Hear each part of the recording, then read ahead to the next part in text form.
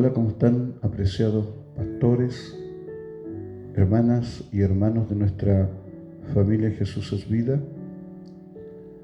En esta semana o en estos días, cuando todo el mundo se divierte, toma días de descanso, para nosotros como Iglesia de Jesucristo es un tiempo de conmemoración donde recordamos la pasión, la muerte y resurrección de nuestro Señor Jesucristo. Y es por eso, hermanos, que yo hoy quiero hablar de la pasión y muerte de Jesús.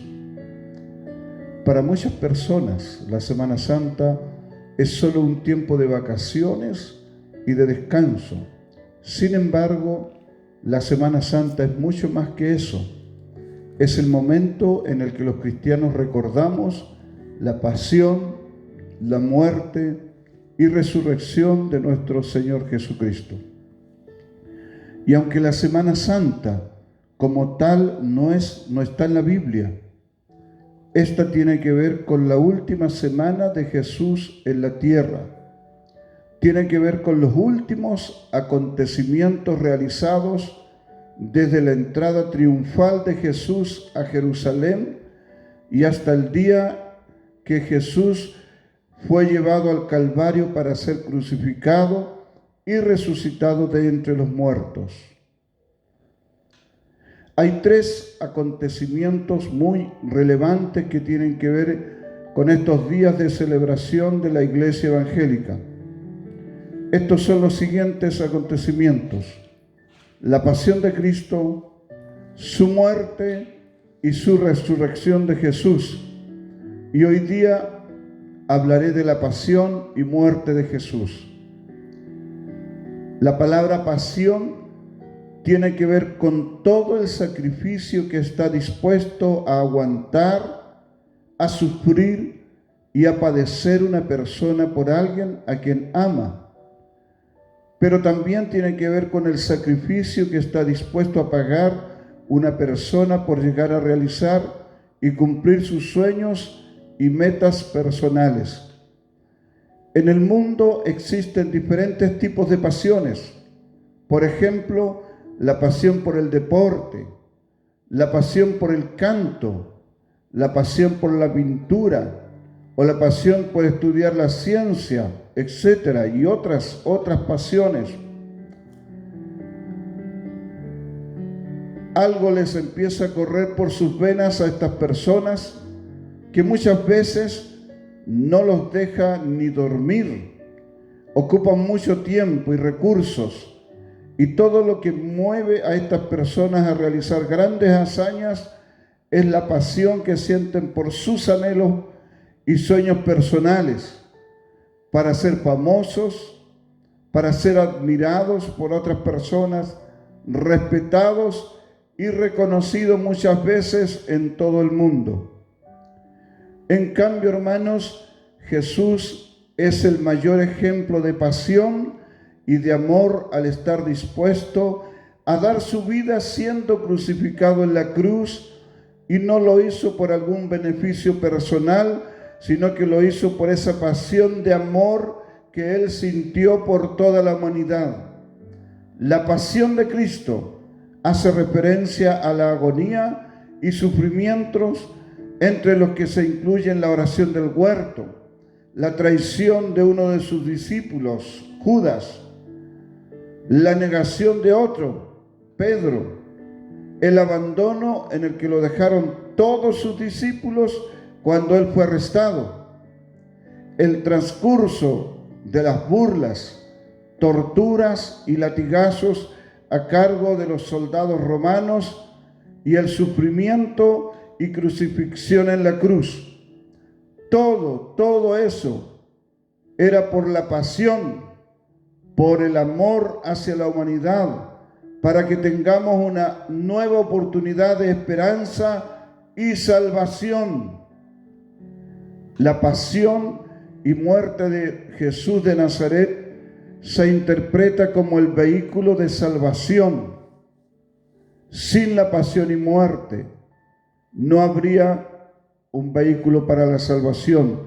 El único sacrificio por excelencia por el que todos los pecados del mundo, por todos los pecados del mundo, por aquellos que creen en Él y para que sean perdonados.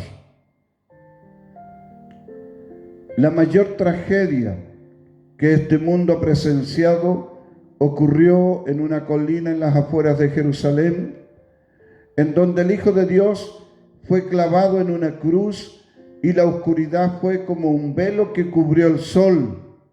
Un terremoto hizo temblar y abrirse la tierra, y las fuerzas infernales golpeaban contra las mismas fuerzas de la gloria, mientras Jesús moría en sangrienta agonía. El Calvario no solo fue la más grande tragedia, sino también el más grande triunfo de Dios. El más grande triunfo de Dios, porque hubo un propósito en todo esto. Dios nunca hace nada sin una razón. Su destino, mi destino, están entretejidos en la pasión y muerte de Cristo. Isaías capítulo número 23, versículos del 4 al número 6 dice lo siguiente: ciertamente llevó Él nuestras enfermedades y sufrió nuestros dolores, y nosotros le tuvimos por azotado, por herido de Dios y abatido. Mas Él fue por nuestras rebeliones, mas Él herido fue por nuestras rebeliones, molido por nuestros pecados. El castigo de nuestra paz fue sobre Él, y por su llaga fuimos nosotros curados. Todos nosotros nos descarriamos como ovejas, cada cual se apartó por su camino, mas Jehová cargó en Él el pecado de todos nosotros. Primera de Pedro capítulo número 3, versículo número 18. Dice así: porque también Cristo padeció una sola vez por los pecados, el justo por los injustos, para llevarnos a Dios, siendo a la verdad muerto en la carne, pero vivificado en espíritu. Hermanos, 700 años antes, Isaías vio al Hijo de Dios caminar por los polvorientos caminos de Jerusalén, y Él vino con un solo propósito, como dice Lucas capítulo 19, versículo 10, porque el Hijo del Hombre vino a buscar y a salvar lo que se había perdido. Hermanos, el mundo ha querido desacreditar, hermanos, el propósito de Jesús. Han hecho películas en contra del propósito. Han dicho que Él se casó, que tuvo hijos. Hermanos, pero aquí la palabra del Señor nos dice el único propósito. ¿Por qué vino Jesús a la tierra? Dice: porque el Hijo del Hombre vino a buscar y a salvar lo que se había perdido. Hermanos amados, Isaías vio el sufrimiento acumulado en el siervo. Sería herido, golpeado, castigado, traspasado, aplastado, y no por sus propios pecados, sino por los suyos y los míos, por los nuestros. Y por su llaga fuimos nosotros curados. La enfermedad más grande del hombre, hermanos, es el pecado. Y no existe ningún detergente, ningún medicamento en la tierra, hermanos, que pueda curar esta enfermedad. Solo la sangre de Jesucristo puede lavarnos y limpiarnos de nuestros pecados. Jesús murió por nuestros pecados, como dice Romanos capítulo 4, verso 25. Él fue entregado a la muerte por causa de nuestros pecados y resucitó para hacernos justos a los ojos de Dios. Jesús, hermano, Jesús fue a la cruz para librarnos de nuestros pecados y rescatarnos del estado de esclavitud en que habíamos quedado por causa del pecado original.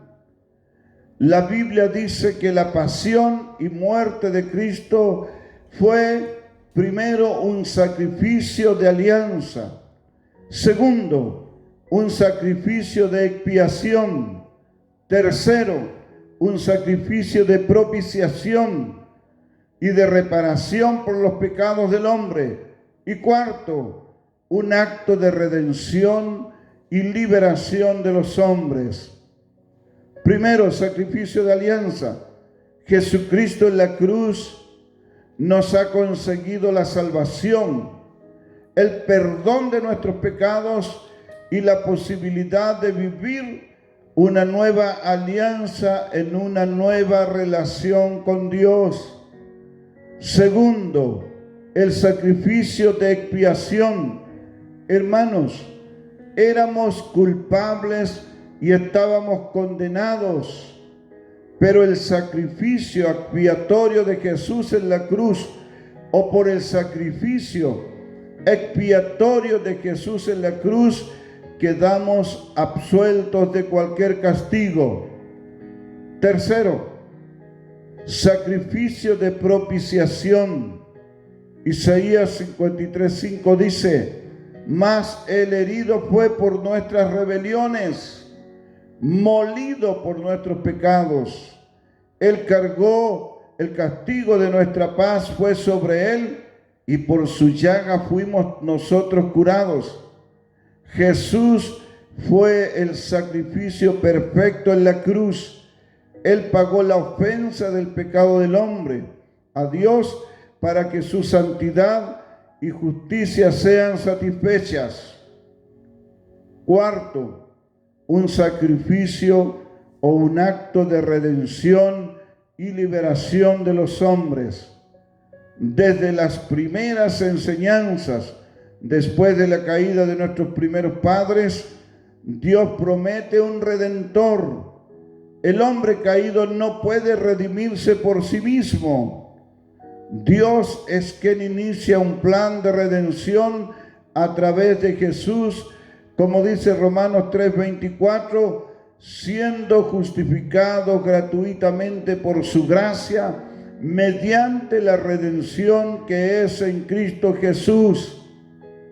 Es la obra redentora de Jesucristo la que libera del pecado a los hombres y no sus propias fuerzas. Efesios capítulo número 2, versículo 8 al 9 dice: pues por gracia habéis sido salvados por la fe, y esto no os viene de vosotros, es don de Dios, es gracia de Dios la salvación, y no es por obras, para que nadie se gloríe. Hermanos, Cristo en la cruz nos redimió y nos liberó de la esclavitud del pecado. Jesús tomó su lugar y mi lugar en esa cruz.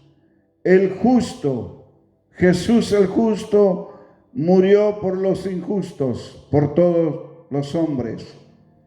Conclusión: el valor de la pasión y muerte de Cristo en la cruz tiene un precio incalculable para los hombres. Es por eso, hermano, que yo les animo a darle el valor que realmente tienen estos días de celebración. No tiene que ver con no comer carne, con vivir con miedo ni temor, sino celebrar o conmemorar adorando y dando gracias a Dios por esta demostración de amor al dar a su Hijo en salvación por nuestros pecados. Que Dios les bendiga, que puedan concluir con un viernes bendecido, un sábado bendecido y un domingo muy bendecido para la gloria de Dios. Que el Señor les bendiga. Bendiciones.